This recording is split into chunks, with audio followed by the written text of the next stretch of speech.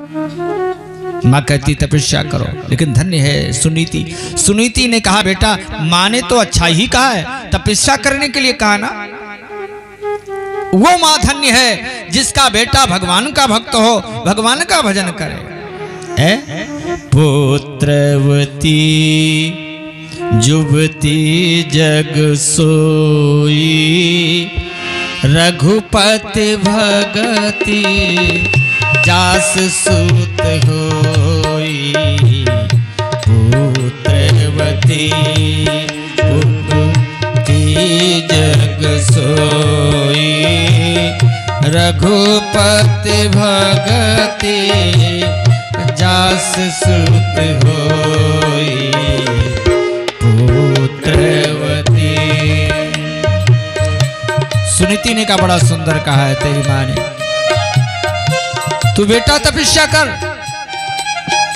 अवश्य तपस्या कर। आज यहां माताएं होती, आज की माताएं होती ना, ए भैया आज की माताएं होती तो पहले रोक देती, ना ना ना हमारा बेटा साधु थोड़ा बनेगा। बेटा डॉक्टर बन जाए, वकील बन जाए, मास्टर बन जाए, नेता बन जाए, चोर बन जाए, डाकू बन जाए, कोई दिक्कत नहीं, लेकिन अगर साधु बन गया तो माताओं का रोना शुरू हो जाएगा। बोलो शंकर भगवान की जय। साधु ना बने बाकी कुछ भी बन जाए कोई दिक्कत नहीं, बोलो शंकर भगवान की। बड़ा डर लगता है। लेकिन गोस्वामी जी कहते हैं कि सही मायने में पुत्रवती तो वही है, उसी ने पुत्र को जन्म दिया है जिसका बेटा भगवान का भक्त हो। नहीं, ऐसे शब्दों का प्रयोग तुलसीदास जी ने किया है, बताते हुए लज्जा आती है। अगर भगवान का भक्त नहीं निकला बेटा तो समझ लो माताओं ने पुत्र नहीं जना। सही अर्थों में देखा जाए तो भागवत की कथा बंधु है, भागवत की कथा एक एक लाइन हमारे आपके जीवन के लिए है। ऐसे नहीं कि हम इधर से सुने इधर से निकाल दे। अगर देखा जाए तो जीवन ही मेरा भागवत है। भागवत कोई अलग चीज नहीं है। भागवत में 4 अक्षर है ना, भागवत। चारों अक्षर का अर्थ है भा से भक्ति, ज्ञान से, गा से ज्ञान, वा से वैराग, ता से तत्व। जिनमें ज्ञान भक्ति वैराग तीनों के तत्व विद्यमान हो वो भागवत है, उसी का नाम भागवत। जैसे हम बोले शंकर भगवान की। ये हमारा आपका शरीर भी उत्तान पाद है। अस्य ऊर्ध्वो अत उत्तान पादा। जिसका सिर नीचे हो पैर ऊपर हो उसको भी उत्तान पाद ही कहते हैं। बोलो शंकर भगवान की जय। उसे भी उत्तान पाद ही का, जिसका पैर ऊपर हो उत्तान पाद। और हम सभी लोग जब माँ के गर्भ में थे ना, माँ के गर्भ में थे तो सब उल्टे लटके थे। बोलो शंकर भगवान की है ना। पैर ऊपर था और सिर नीचे था।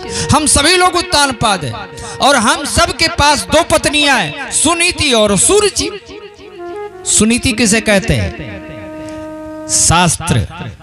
जब हम शास्त्र के मत से कार्य करेंगे, संतों के मत से कार्य करेंगे, नीति से कार्य करेंगे तो सुनीति मेरी पत्नी है, सुनीति के कहे चले। और जब अपने रुचि से कार्य करेंगे, अपने रुचि से, बोलो शंकर भगवान की, अपने रुचि से, अपने मन से कार्य करेंगे। महात्मा जी बताए कथा में, भागवत में कि झूठ नहीं बोलना चाहिए। और यहाँ सुने बोले हाँ ठीक कह रहे हैं। सुनीति यहाँ सुनीति के पक्ष में। और जैसे यहाँ से उठे रास्ते में गए तैसे कहा भैया ये बात कथा वथा की है, अभी ये युग नहीं है, हमारा तो नहीं चलेगा, हम तो दुकान करते, झूठ नहीं बोलेंगे तो 2 पैसा आएगा कहाँ से। तो समझ लो अब सुरुचि का अधिकार हो गया तुम्हारे ऊपर, अब मन का अधिकार हो गया। हम अपने रुचि के अनुसार करें तो सुरुचि के पक्ष में है, और नीति के अनुसार, शास्त्रों के अनुसार कार्य करें तो सुनीति के पक्ष में है। ये है भागवत, गौर करिए। सुनीति और सुरुचि। और राजा उत्तान पाद किधर है? एक बात ध्यान रखिए, राजा उत्तानपाद ज्यादा कहा सूरज का ही मानते हैं। बोलो शंकर भगवान की, सूरज की ओर ही झुकाव है। यही तो हमारी आपकी बात है। हम लोग भी नीति को, शास्त्र को कम मानते हैं, अपने मन की ज्यादा मानते हैं। लेकिन सुनीति से ध्रुव का अवतरण हुआ। सुनीति ने कह दिया, बेटा तेरी माँ ने ठीक कहा है, तू तपस्या कर। ध्रुव जी घर से निकल गए। बिल्कुल संक्षेप में सुना रहा हूं, केवल 1 घंटे का समय बचा है, भगवान जन्म तक पहुंचना है, इसलिए बहुत थोड़े में सुना रहा हूं। बीच में नारद जी मिल गए रास्ते में। नारद जी ने बड़ा बरगलाया, अरे बेटा तू छोटा है, कहां तपस्या कर पाएगा, अभी तेरी उम्र नहीं, 5 वर्ष की अवस्था, राजा का बेटा, क्षत्रिय है ना, इसलिए बात तुम्हें लग गई है, लेकिन तेरी उम्र नहीं है तपस्या करने की, जाओ, तपस्या करने में बड़ी कठिनाई है। लेकिन ध्रुव जी एक नहीं माने। ध्रुव जी को जब नहीं माने तो नारद जी ने मंत्र दे दिया, ओम नमो भगवते वासुदेवाय, 12 अक्षर का मंत्र दे दिया, जाओ इसी मंत्र को जपो। ध्रुव जी महाराज जाकर के जंगल में आसन लगाया, जप करना आरंभ कर दिया और इतनी घोर तपस्या की, 1 महीने तक एक पैर से खड़े रहे। 1 महीने तक तपस्या किया बंधुओं। तो पहले महीने में तीसरे दिन भागवत में लिखा है, तिरात्रांते तिरात्रांते, व्यास जी ने लिखा है, कपित्थ वदरायणा। पहले महीने में तीसरे दिन बेर खा के तपस्या करते रहे। दूसरे महीने में बेर छोड़ दिया, छठे दिन खाने लगे। तो क्या खाया? घास। तृण प्रहलाद भी भागवत में लिखा है, घास खा के। दूसरा महीना जब प्रारंभ हुआ तपस्या का, तो छठे दिन खाना शुरू किया, वो भी घास। और महाराज तीसरे महीने में तो और घोर तपस्या ध्रुव जी ने प्रारंभ करी। तीसरे महीने में ध्रुव जी महाराज 9वें दिन केवल पानी पीकर तपस्या करते रहे। चौथा महीना जब तपस्या का प्रारंभ हुआ तो 12वें महीने में केवल एक बार मुंह खोल के सांस ले लेते थे, हवा पी के। वायु भक्षो जित श्वासो, श्वास को जीत लिया। 12वें दिन श्वास लेना शुरू किया। 5वां महीना जब प्रारंभ हुआ तपस्या का, तो 5वें जित श्वासो नृपतात्मजः। व्यास जी महाराज लिखते, 5वां महीना शुरू हुआ जब तपस्या का, तो श्वास ही रोक लिया। घोर तपस्या आरंभ हो गई। जैसे श्वास रोका ध्रुव जी ने, तैसे पूरे वायुमंडल में हवा की गति रुक गई। श्वास सबकी अवरुद्ध होने लगी। देवता घबरा गए, इंद्र घबरा गए, अब क्या होगा, ये कहां से कौन सा गड़बड़ हो गया मामला भैया, सबकी श्वास रुकी जा रही है। भगवान विष्णु को इंद्र ने याद किया। भगवान विष्णु ध्रुव के पास पधारे हैं और भगवान आकर के ध्रुव को जगाया है। ध्रुव आंखें खोलो, मैं आ गया। अपने शंख को लेकर कपोलों पर, ध्रुव जी के कपोलों पर शंख लगाया है, तो ध्रुव जी की आंखें खुली है। भगवान का दर्शन किया है ध्रुव जी महाराज ने। सुंदर वरदान प्रदान किए। भ्रमी और इला नाम की 2 पत्नियां हुई हैं।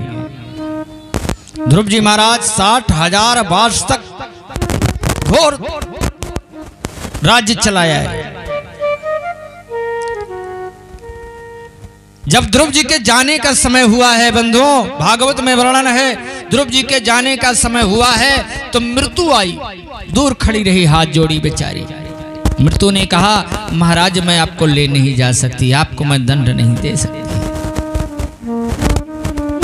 लेकिन आपका समय हो गया, आप चाहे तो भगवान के धाम जा सकते हैं। भगवान के पारखत विमान लेकर उपस्थित हुए। ध्रुव जी महाराज विमान में बैठने चले तो मृत्यु ने कहा महाराज मेरा भी सम्मान कर दो, और नहीं तो लोग कहेंगे सदैव ध्रुव जी महाराज चले गए, मृत्यु का कोई अर्थ ही नहीं रहा। ध्रुव जी ने एक पैर मृत्यु के ऊपर रख करके विमान में बैठ गए, भगवान के पारखत विमान लेके उड़े जाने लगे। ध्रुव की आंखों में आंसू आ गए। भगवान के पारखतों ने पूछा ध्रुव जी से महाराज आप रो रहे हैं क्यों? ध्रुव जी ने कहा जिस माँ की वजह से मैं आज भगवान के धाम जा रहा हूं वो माँ तो मेरी वही रहेगी। भगवान के पारखतों ने कहा ध्रुव कैसी बातें करते हो, वो आगे वाला जो विमान जा रहा है ना तुम्हारी माँ का है, उसमें तुम्हारी माँ बैठी है। धन्य है ध्रुव, खुद तर गए, माँ को तार दिया, पिता को तार दिया। आज भी ध्रुव का नाम लिया जाता है, आज भी ध्रुव जी महाराज चमक रहे हैं वायुमंडल में, आकाश में, अंतरिक्ष में। अचल अनुपम स्थान उनको ध्रुव जी का मिल गया। ध्रुव संग लानी जप